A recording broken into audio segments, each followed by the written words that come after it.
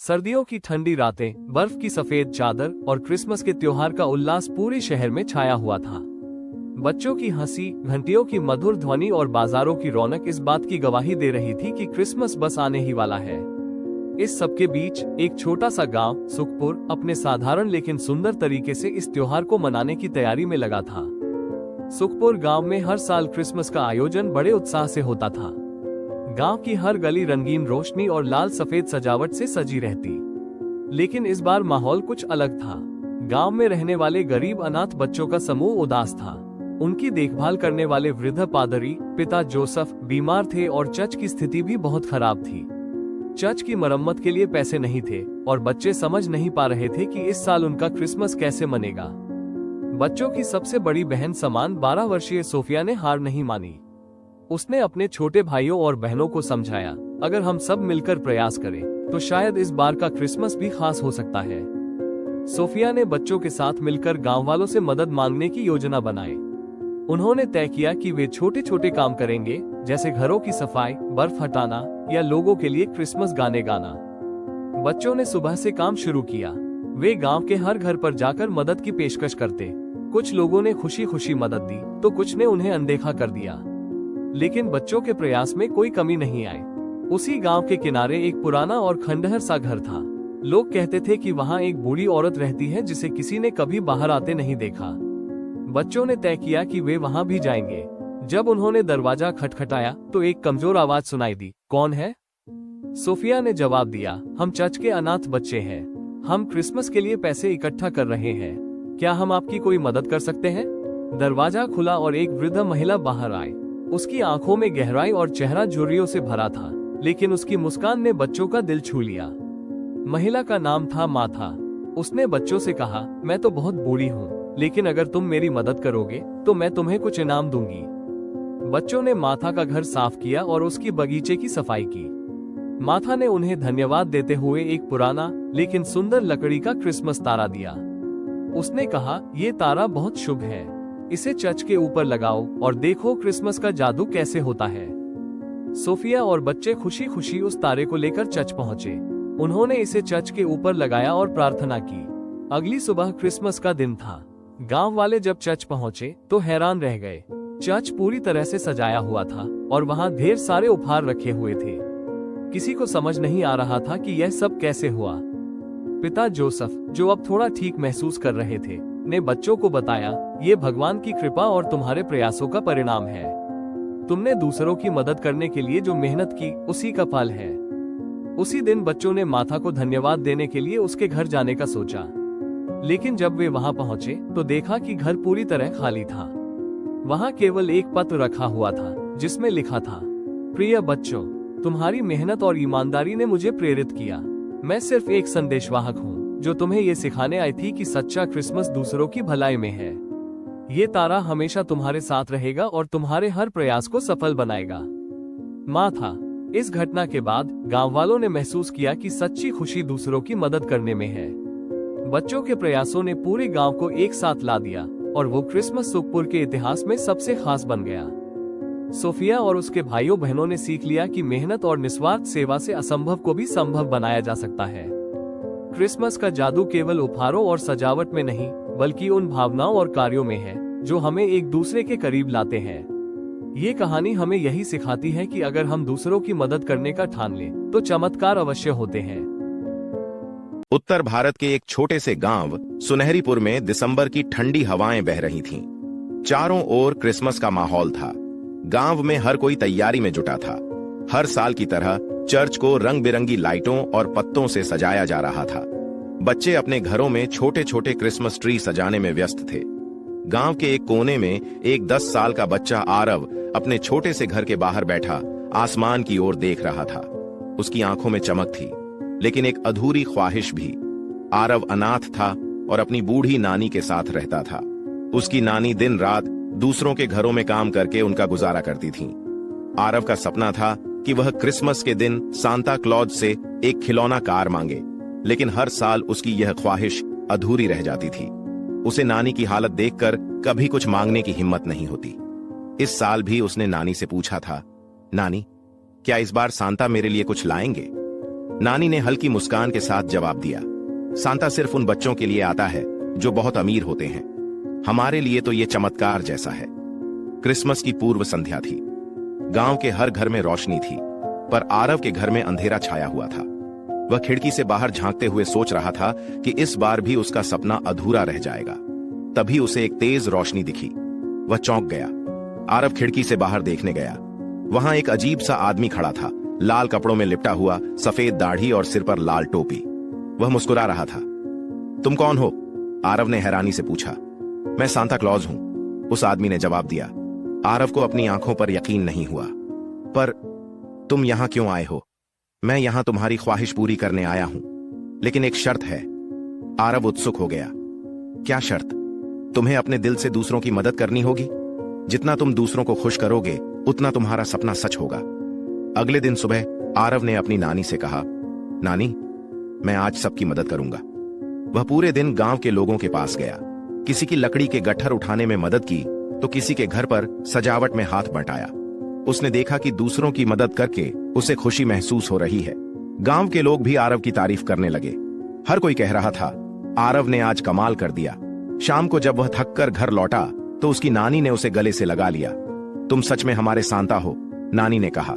रात को जब सब सो रहे थे, आरव को फिर से वही चमक दिखाई दी। इस बार वह रोशनी और भी तेज थी। वह दौड़कर बाहर गया। वहां सांता खड़ा था, पर इस बार उसके साथ एक बड़ा सा बैग था। तुमने साबित कर दिया कि तुम दूसरों की परवाह करते हो। अब तुम्हारा सपना पूरा करने का समय आ गया है। सांता ने बैग खोला और उसमें से एक चमचमाती खिलौना कार निकाली। यह वही कार थी जिसके सपने आरव ने सालों से देखे थे। अगले दिन क्रिसमस था। आरव ने गांव के सभी बच्चों को अपने घर बुलाया और सांता से मिले उपहार सभी के साथ बांट दिए। बच्चे खुश थे और पूरा गांव आरव की तारीफ कर रहा था। आरव की नानी ने उसे आशीर्वाद दिया, तुमने साबित कर दिया कि क्रिसमस का असली मतलब सिर्फ उपहार पाना नहीं, बल्कि दूसरों के चेहरे पर मुस्कान लाना है। उस रात जब सब सो रहे थे, आरव आसमान की ओर देख रहा था। उसे यकीन हो गया था कि सांता सिर्फ अमीरों के लिए नहीं, बल्कि हर उस इंसान के लिए है जो दूसरों की खुशी में अपनी खुशी तलाशता है। क्रिसमस की वह जादुई रात हमेशा आरव और सुनहरीपुर के लोगों की यादों में अमर हो गई। ये कहानी हमें सिखाती है कि क्रिसमस केवल तोहफों का त्योहार नहीं, बल्कि प्यार, मदद और सच्ची खुशी का प्रतीक है। सर्दियों की ठंडी शाम थी। हिमाच्छादित पहाड़ों के बीच बसा छोटा सा गांव स्नोविले बर्फ की सफेद चादर से ढका हुआ था। पूरे गांव में क्रिसमस की तैयारियां जोर शोर से चल रही थी। हर घर के दरवाजे पर झिलमिलाते रंगीन बल्ब टिमटिमा रहे थे। चर्च के घंटे की गूंज और बच्चों की खिलखिलाहट वातावरण को और जीवंत बना रही थी। इसी गांव में एक छोटे से घर में 10 वर्षीय आरव अपनी मां के साथ रहता था। आरव के पिता का 1 साल पहले ही एक दुर्घटना में निधन हो गया था। उस घटना के बाद से आरव और उसकी मां का जीवन संघर्षमय हो गया था। आरव बहुत समझदार बच्चा था, लेकिन इस बार उसका क्रिसमस का उत्साह कुछ फीका था। वो हर साल अपने पिता के साथ क्रिसमस ट्री सजाने और चर्च जाने का इंतजार करता था। इस बार उसके मन में बस एक ही ख्याल था, काश पापा वापस आ जाते। आरव की माँ सुनीता उसे खुश रखने की पूरी कोशिश करती थी, लेकिन सीमित साधनों के बावजूद इस बार क्रिसमस की तैयारी उनके लिए मुश्किल हो रही थी। उन्होंने अपनी बचत से एक छोटा सा क्रिसमस ट्री खरीदा और घर को सजाने की कोशिश की। 24 दिसंबर की रात थी। पूरा गांव रोशनी से जगमगा रहा था। आरव घर के कोने में बैठा अपनी एक पुरानी किताब के पन्ने पलट रहा था। तभी दरवाजे पर दस्तक हुई। सुनीता ने दरवाजा खोला तो सामने गांव के चर्च के फादर खड़े थे। फादर ने मुस्कुराते हुए कहा, सुनीता, क्या तुम और आरव कल चर्च आओगे? इस बार हमने बच्चों के लिए खास तोहफे का इंतजाम किया है। सुनीता ने असमंजस भरी नजरों से आरव की ओर देखा। आरव ने हल्की मुस्कान देते हुए कहा, हाँ माँ, चलेंगे। उस रात आरव को नींद नहीं आ रही थी। वो अपने पिता को याद करते हुए तारों की ओर देख रहा था। अचानक उसे लगा कि आसमान में एक तारा बेहद चमकीला हो गया है। तभी उसे खिड़की के बाहर हल्की सरसराहट सुनाई दी। उसने झांक कर देखा तो बाहर बर्फ में चमचमाती रोशनी दिखाई दी। आरव ने जल्दी से अपनी जैकेट पहनी और बाहर भागा। बर्फ पर छोटे छोटे पदचिह्न बने हुए थे जो गांव के पीछे वाले जंगल की ओर जा रहे थे। जिज्ञासा के कारण आरव उन पदचिह्नों का पीछा करने लगा। जंगल के अंदर पहुंचते ही आरव को एक बड़ा चमचमाता क्रिसमस ट्री दिखाई दिया। उस ट्री के चारों ओर छोटे छोटे जादुई जीव नाच रहे थे। वो ये देखकर हैरान रह गया। तभी एक बूढ़ा व्यक्ति सफेद लंबी दाढ़ी और लाल कोट पहने उसके सामने प्रकट हुआ। तुम कौन हो? आरव ने डरते डरते पूछा।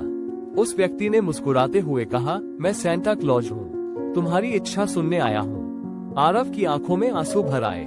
उसने कहा, काश मेरे पापा वापस आ जाते। सेंटा ने कुछ सोचा और कहा, प्यार और विश्वास के जादू से सब कुछ संभव है, लेकिन तुम्हें अपने दिल की ताकत पर भरोसा रखना होगा। अगली सुबह आरव जब जागा तो खुद को अपने बिस्तर पर पाया।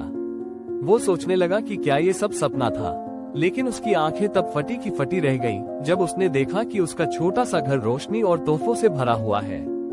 सुनीता भी हैरान थी। उसने कहा, ये सब कैसे हुआ? तभी दरवाजे पर दस्तक हुई। आरव ने दरवाजा खोला और सामने खड़े व्यक्ति को देखकर उसकी खुशी का ठिकाना नहीं रहा। वो उसके पापा थे। आरव के पापा ने बताया कि दुर्घटना के बाद वो कहीं दूर फंस गए थे और उन्हें घर लौटने में बहुत समय लग गया, लेकिन सेंटा के जादू ने वो कर दिखाया जो असंभव लग रहा था। उस क्रिसमस ने आरव और उसकी माँ के जीवन में खुशियों की बहार ला दी। गांव के लोगों ने भी इसे एक चमत्कार माना। इस घटना ने सभी को सिखाया कि प्यार, विश्वास और उम्मीद से बड़ा चमत्कार संभव है। क्रिसमस का ये जादू आरव के दिल में हमेशा के लिए बस गया। सर्दियों की एक कड़कती रात थी। चारों ओर बर्फ की चादर बिछी हुई थी। हर गली और बाजार में क्रिसमस की धूम मची थी। जगह जगह रंग बिरंगी लाइट्स जगमगा रही थी। बच्चों के चेहरों पर मुस्कान थी और हर घर में तैयारियां हो रही थी। पर इस सब के बीच कुछ दिल ऐसे भी थे जो क्रिसमस की खुशी से दूर थे। ये कहानी 3 अलग अलग वर्गों के लोगों के बीच बुनी गई है: रईस फैमिली, झुग्गी के बच्चे और क्रिसमस की आत्मा का प्रतीक सांता क्लॉज। शहर के पॉश इलाके में एक आलीशान बंगला था। वहाँ रहते थे कपूर परिवार। परिवार में थे उद्योगपति अर्जुन कपूर, उनकी पत्नी माया और उनकी 10 साल की बेटी अन्या। अर्जुन अपने बिजनेस में इतने व्यस्त रहते कि अन्या को समय देना उनके लिए मुश्किल हो जाता। माया हमेशा बड़ी पार्टियों और अपने सामाजिक दायरे में व्यस्त रहती। अन्या के पास हर तरह का खिलौना, कपड़ा और सुख सुविधा थी, लेकिन उसे अपने माता पिता का साथ और सच्चा प्यार नहीं मिलता। क्रिसमस की सुबह माया ने घर को शानदार तरीके से सजवाया। पार्टी की तैयारियां चल रही थी, लेकिन अन्या का मन उदास था। उसने अपने पिता से कहा, पापा, क्या आप मेरे साथ क्रिसमस मनाएंगे? अर्जुन ने फोन पर व्यस्त होते हुए जवाब दिया, बेटा, बिजनेस मीटिंग है, तुम्हारी मम्मी के साथ रहो। अन्या ने गहरी सांस ली और अपनी खिड़की से बाहर झांकने लगी। दूसरी तरफ शहर के एक कोने में झुग्गियों में रहने वाले बच्चे थे। उनमें से एक था 12 साल का राजू। राजू ने कभी क्रिसमस नहीं मनाया था, लेकिन उसने फिल्मों और कहानियों में सांता क्लॉज के बारे में सुना था। उसने अपने छोटे भाई बहनों को समझाते हुए कहा, सांता हमें तभी उपहार देगा जब हम अच्छे बच्चे बनेंगे। पर उनके पास खाने तक के लिए कुछ नहीं था। उपहार तो दूर की बात थी। राजू ने ठान लिया कि वो इस बार कुछ अलग करेगा। उसने अपने दोस्तों के साथ मिलकर पास के चर्च में जाकर काम करने की सोची। क्रिसमस की रात जब पूरा शहर जश्न में डूबा था, अन्या ने अकेले बैठकर एक चिट्ठी लिखी। सांता, मैं हर साल तुम्हारा इंतजार करती हूँ, लेकिन इस साल मैं कुछ और चाहती हूँ। मुझे तोहफे नहीं चाहिए, बस मेरे मम्मी पापा को मेरे साथ समय बिताने का एहसास दिला दो। उसी समय राजू और उसके दोस्त चर्च से लौट रहे थे।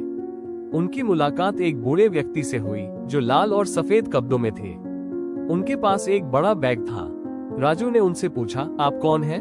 उस व्यक्ति ने मुस्कुराते हुए कहा, मैं सांता हूँ, क्या तुम मेरी मदद करोगे? राजू और उसके दोस्त चौंक गए।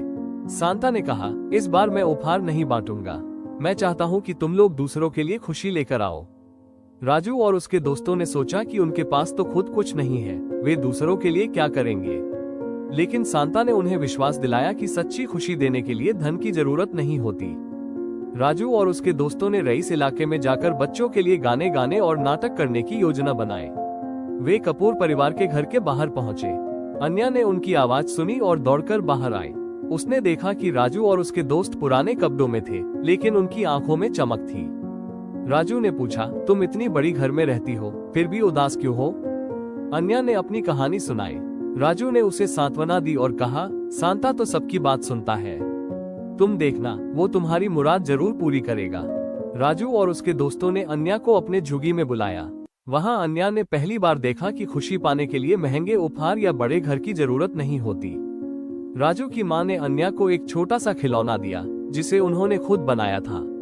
अन्या ने महसूस किया कि यही असली क्रिसमस की भावना है, प्यार, दया और दूसरों के लिए कुछ करना।